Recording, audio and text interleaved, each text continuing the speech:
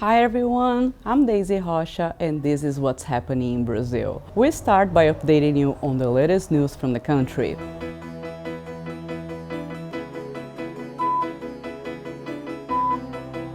The trial of Ronnie, Lessa and Élcio Queiroz, accused of murdering Marielle Franco and her driver Anderson Gomes in 2018, began this week. The action is already considered historic for Brazil and is being closely followed by national and international media as well as social and political activists. The defendants have received decades-long sentences. Lessa and Queiroz have confessed to their roles in the crime, with Lessa as an executor and Queiroz as the driver of the car used in the attack. In the second round of country's municipal elections, over 33 million Brazilians in 15 capitals, among other cities, voted for their mayors. Only 2 capitals elected female mayors. Highlights include São Paulo and Porto Alegre. The largest city in the country, São Paulo, re-elected right-winger Ricardo Nunes, despite his delayed response to a recent blackout in the town and no attendance of debates. Porto Alegre chose to keep Sebastião Melo as mayor, regardless of criticism over his handling of the city floods management in May. This week, another plane carrying over 200 Brazilians returning from Lebanon safely landed in São Paulo. This is the night flight organized by the Brazilian government to bring back citizens from the conflict zone in Lebanon amid Israel's attack in the country and other regions. 3,000 people have shown interest in returning to Brazil. Brazilians' movements are rallying to support Cuba after Hurricane Oscar and the blackout hit the country. The hurricane struck Guantanamo last week during a historic blackout, plunging the entire island into darkness. The Landless Rural Workers Movement, MST, and other popular groups have launched a campaign to collect food and clothing for those affected.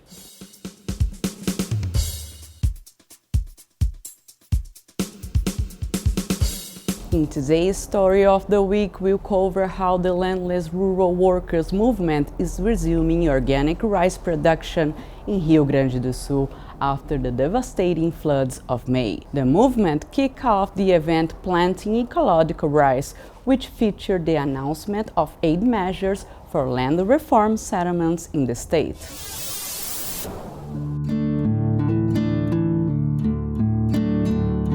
The Landless Rural Workers Movement, also known as MST, once again planted its agroecological rice on the Vedovato family's farm after the tragedy that left houses and crops underwater in May this year.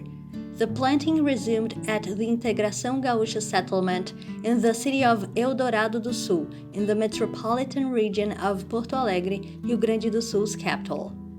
The National Supply Company, CONAB, donated the seeds in a partnership between the Ministry of Agrarian Development and Family Agriculture and the Ministry of Development and Social Assistance, Family and Fight Against Hunger. It represents a fresh start despite all the difficulties we face, including government funds that have yet to arrive. It is just a promise. Some seeds have come from CONAB, which has allowed us to start again, and that's the perspective. Gradually rebuild the family business. We have to get up, raise our heads, and get back on our feet. Keep going and always think ahead. With wisdom, we've learned a lot from all this, and life goes on.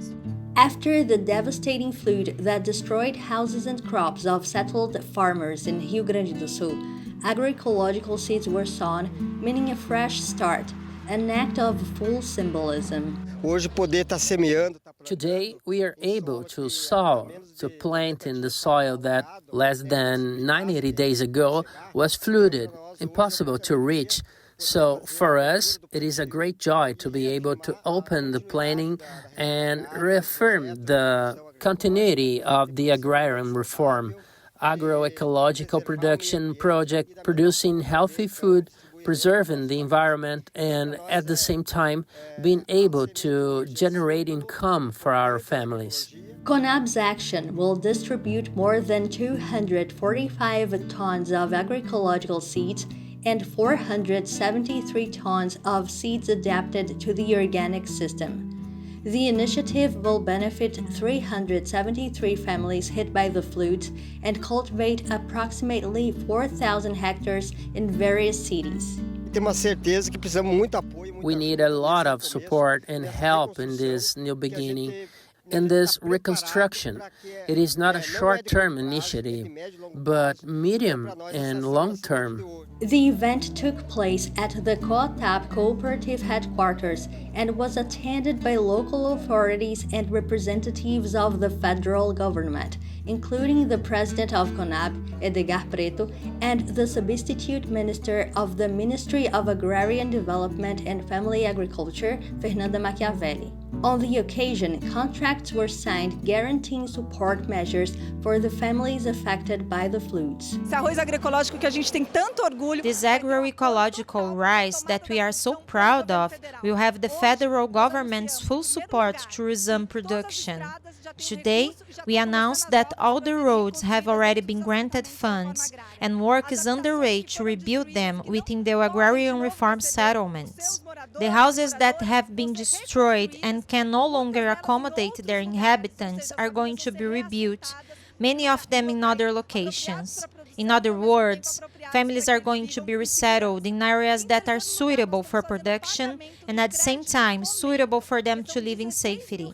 Thirdly, we are paying out the development credit, which is over $2,000, to each of the families of agrarian reform settlers here in Rio Grande do Sul in the municipalities that were hit so that they can resume production.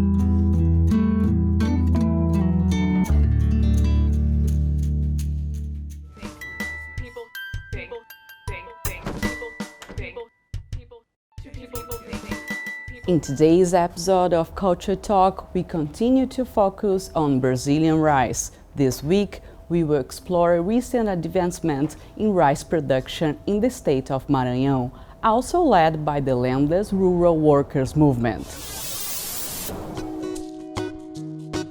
During the State Fair for Agrarian Reform, which happened at the beginning of September in the city of São Luís, the Landless Rural Workers Movement of Maranhão showed the city the advances in rice production using Chinese machinery. According to the cooperative's forecasts, rice production in settlement areas could jump from 80 tons harvested in 2024 to 400 tons in 2025. The movement decided to spread agroecology in the settlements and family farming. That is, we must create tools to produce healthy food without pesticides and agrochemicals in all areas. So machines are fundamental because they increase labor productivity. In other words, you can produce much more in a shorter period of time. Activities you used to put your whole family to do now can be done using machines, replacing humans, and it does it quickly. And workers take advantage of the agricultural cycle. In Maranhão, a partnership with China arranged by Consórcio Nordeste, Northeast Consortium, in a rough translation, provided workers with 2 rice harvesters. Consumers are already seeing advances in production in the countryside and in the cities.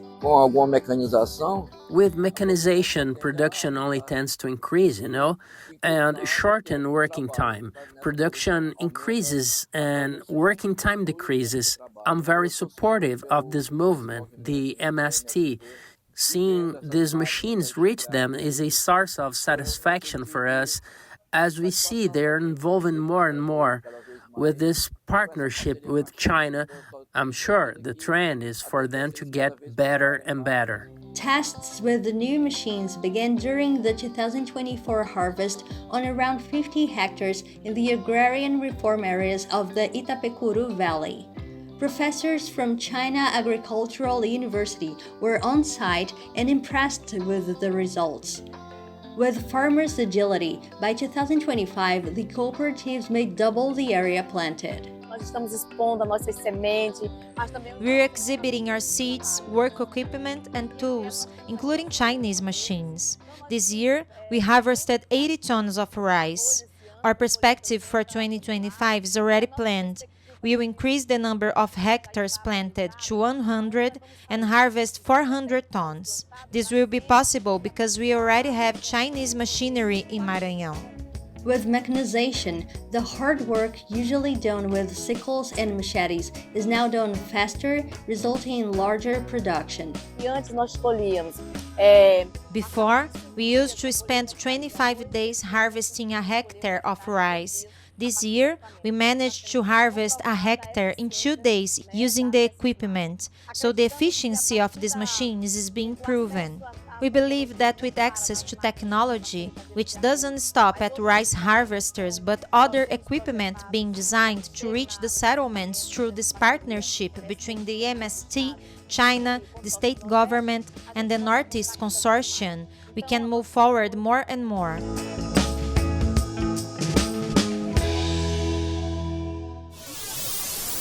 Did you like the show? So hit the like button and share it with your friends. Don't forget to subscribe to our channel to receive notifications. We'll see you next week.